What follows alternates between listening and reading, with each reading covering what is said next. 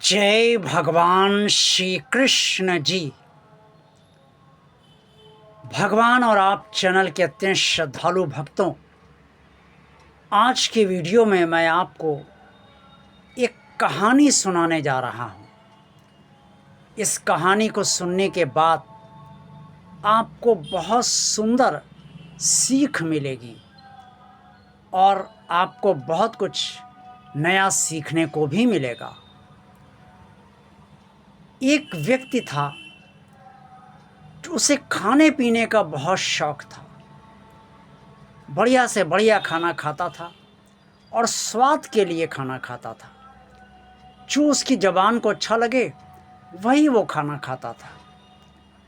वो कहीं भी खाना अगर मिल जाए उसे, और जहाँ भी उसे लगे उसकी रंगत देखकर कि ये स्वाद के लिए अच्छा होगा, वहाँ चाहे जैसा होटल हो, जिस तरीके का रेस्टोरेंट हो या कोई भी मिठाई की दुकान हो, वहाँ वो खाने लगता था, क्योंकि खाने पीने का शौकीन था और भगवान की कृपा से धन की तंगी उसे थी नहीं, इससे वो खाता पीता रहता था।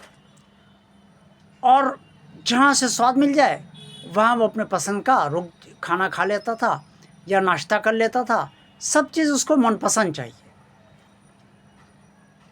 इस तरीके से उसका जीवन चल रहा था। और जब उसकी उम्र लगभग 35 वर्ष के आसपास हुई तो एक बार वो बहुत बीमार पड़ गया। बीमार पड़ने के बाद वो डॉक्टर को दिखाने गया तो डॉक्टर ने कहा कि आपको, चूँकि बहुत तला भुना आपने खाया है और बाहर आपने ज़्यादा खाना खाया है, बाहर का सामान बहुत खाया है, इसलिए बाहर की जो खराब चिकनाहट थी और ख़राब मसाले थे, उन सब का असर आपके पेट पर पड़ा है, आपके शरीर पर पड़ा है और आपको कई गंभीर रोग हो गए हैं। अब आप ठीक तो हो जाएंगे, दवा कीजिए, लेकिन परहेज आपको बहुत करना पड़ेगा। उस व्यक्ति ने पूछा घबरा कर डॉक्टर से, क्या परहेज करना पड़ेगा?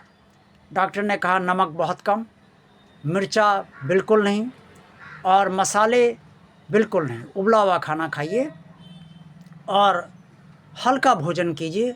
नॉन वेज बिल्कुल मत खाइए और तला भुना ज़्यादा बिल्कुल भी मत खाइए और दवा कीजिए, आप ठीक हो जाएंगे। लेकिन ये परहेज आपका जारी रहेगा और अगर आप ऐसा नहीं करेंगे तो आपका लीवर जो ख़राब हो चुका है वो लीवर और ख़राब हो जाएगा। और लीवर की अगर आपके प्रति अगर आप लापरवाह रहेंगे तो लीवर आपका भ्रष्ट भी हो सकता है और इसमें आपकी मृत्यु भी हो सकती है। ये सुनकर वो व्यक्ति बहुत घबरा गया। एक तरफ डॉक्टर ने जो आशंका बताई उससे घबरा गया और दूसरी तरफ उससे सोचा कि वो अब कैसे रह पाएगा। वो तो खाने पीने का बहुत शौकीन है और उबला खाना उसे खुद ही लगा, कैसे खाएगा वो, किस तरीके से खाएगा। उसने तो सदा अच्छा भोजन किया है, जायकेदार भोजन किया है, मसालेदार भोजन किया है और जो उसकी इच्छा हुई वो उसने खाया। अब इतना रिस्ट्रिक्शन, इतना प्रतिबंध खाने पर लग जाएगा, मैं जी नहीं पाऊँगा, क्योंकि खाने के लिए मैं जीता हूँ और अगर मेरा खाना ही नहीं रहा तो मैं जी कर क्या करूँगा। उसने डॉक्टर से कहा, डॉक्टर साहब प्लीज़ कुछ तो बताइए ना, कुछ तो मैं ऐसा खा पाऊँ मनपसंद। डॉक्टर ने कहा, भाई परहेजी खाना आप नहीं खाएंगे, वो आपके हित के लिए मैंने बताया है, तो आप फिर बीमार पड़ेंगे और फिर इतना गंभीर बीमार कहीं ना पड़ जाए कि मेरी दवा भी आपको फ़ायदा ना करे, तब आप क्या करेंगे। जीवन है तो आप भोजन कर पाएंगे, अगर जीवन ही नहीं रहेगा तो भोजन और मनपसंद खाना आप कैसे खा पाएंगे। ये सुनकर वो व्यक्ति खामोश हो गया और बहुत निराश हो गया। डॉक्टर से उसने दवा ली, डॉक्टर ने परहेज की लंबी लिस्ट उसे थमा दी, एक पूरा डाइट चार्ट बांध दिया उसका कि सुबह क्या क्या नाश्ता करना है, कैसे खाना खाना है, दिन का भोजन, रात का भोजन और शाम का नाश्ता।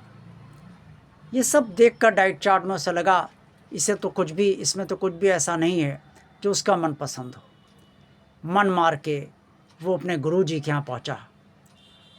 वो अपने गुरुजी को बहुत मानता था और उसने सोचा कि वो भगवान कृष्ण के अनन्य भक्त हैं, इसलिए वो उस पर कृपा जरूर करेंगे और उसकी कृपा से और उनकी कृपा से उसका रोग ठीक हो जाएगा। और जो परहेज डॉक्टर ने बताया है, जब रोग ठीक हो जाएगा तो उसकी ज़रूरत ही नहीं रहेगी। ये मानकर गुरुजी के पास पहुंचा। गुरुजी उस समय भगवान कृष्ण के ध्यान में लीन थे। वो पास ही समीप बैठ गया।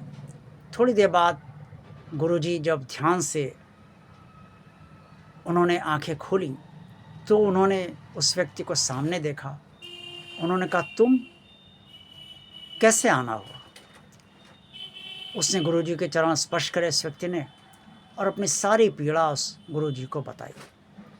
और उसने कहा, गुरुजी, मैं अपना मनपसंद भोजन नहीं छोड़ सकता। मैं जायकेदार भोजन ज़िंदगी भर मैंने किया है। इतनी उम्र तक मेरी 35 वर्ष की अवस्था चल रही है और मैं इसके बिना नहीं रह सकता। गुरुजी ने सब सुना और हंसकर बोले, बस ये जीवन जीने के लिए मिला है, मरने के लिए नहीं। भोजन जीवन जीने के लिए किया जाता है, नाश्ता जीवन जीने के लिए किया जाता है, लेकिन नाश्ते के लिए और भोजन के लिए जिया नहीं जाता। इस अंतर को तुम जिस दिन वास्तव में समझ जाओगे, तुम अपने आप जीने के लिए भोजन करोगे और जीने के लिए ही तुम नाश्ता भी करोगे। जो डॉक्टर ने तुम्हें बताया है उनका कहना मानो, उन्होंने तुम्हारे हित में ही बताया है। इस पर वो व्यक्ति बोला, गुरुजी, आप तो भगवान कृष्ण के अनन्य भक्त हैं, आप प्रार्थना कीजिए भगवान कृष्ण से मेरा रोग ठीक हो जाए। गुरुजी मुस्कुरा कर बोले, रोग कैसे ठीक हो सकता है? कर्म तुम कर चुके हो, फल तुम्हारे सामने आ चुका है, अब मैं कुछ नहीं कर सकता, तुम परहेज करो। इस कहानी से यही शिक्षा मिलती है कि हमें सदा भोजन करते समय, नाश्ता करते समय ये सदा ध्यान रखना चाहिए कि इससे हमारे शरीर पर बुरा असर ना पड़े। थोड़ा बहुत सब कुछ खाना गलत नहीं है, लेकिन बहुत ज़्यादा किसी में लिप्त हो जाना, वही खाते रहना, जायकेदार मसालेदार बहुत ज़्यादा भोजन करना शरीर के लिए हितकारी नहीं है। और भोजन और नाश्ता दोनों जीवन जीने के लिए किया जाना चाहिए, भोजन और नाश्ते के लिए जिया नहीं जाना चाहिए। मुझे विश्वास है कि आपको ये कहानी अवश्य पसंद आई होगी और ये सीख आप जीवन भर अवश्य याद रखेंगे। देखते रहिए भगवान आप चैनल। वीडियो पसंद आया तो लाइक कीजिए, चैनल को सब्सक्राइब कीजिए, अगर सब्सक्राइब नहीं किया तो चैनल को शेयर कीजिए। जय भगवान श्री कृष्ण जी।